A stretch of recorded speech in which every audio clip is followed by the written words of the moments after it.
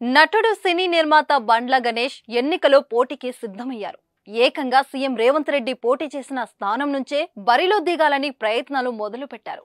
లోక్సభ ఎన్నికలో మల్కాజిగిరి స్థానం నుంచి ఎంపీగా పోటీ చేసేందుకు బండ్ల గణేష్ భావిస్తున్నారు. ఈ మేరకు ఆయన కాంగ్రెస్ అధిష్టానానికి దరఖాస్తు చేసుకున్నారు. మల్కాజిగిరి ఎంపీగా తన అభ్యర్థిత్వాన్ని పరిశీలించాలని బండ్ల గణేష్ కోరారు. గత పార్లమెంట్ ఎన్నికలో మల్కాజిగిరి ఎంపీ రేవంత్ రెడ్డి విజయం సాధించారు.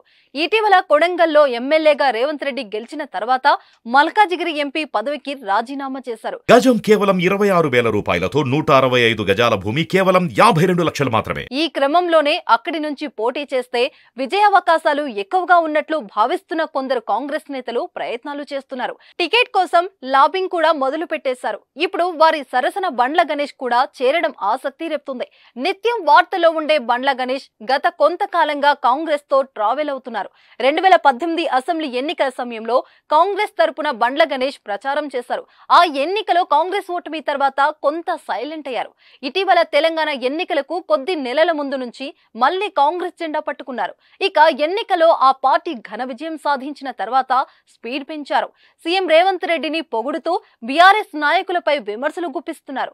ఈ క్రమంలోనే బండ్ల గణేష్ కు కాంగ్రెస్ ఏదో ఒక పదవి ఇవ్వనుందని ప్రచారం సాగింది. ఏదైనా నామినేటెడ్ పోస్టు కట్టబెడతారంటూ టాక్ వినిపించింది. కానీ కాంగ్రెస్ ఆయనకు ఎలాంటి అవకాశం ఇవ్వలేదు. అయితే ఇప్పుడు ఎంపీకి దరఖాస్తు చేసుకోవడం చర్చనీయాంశమైంది. మరి బండ్ల గణేష్ దరఖాస్తుపై కాంగ్రెస్ అధిష్టానం ఎలాంటి నిర్ణయం తీసుకుంటుందో చూడాలి మరి.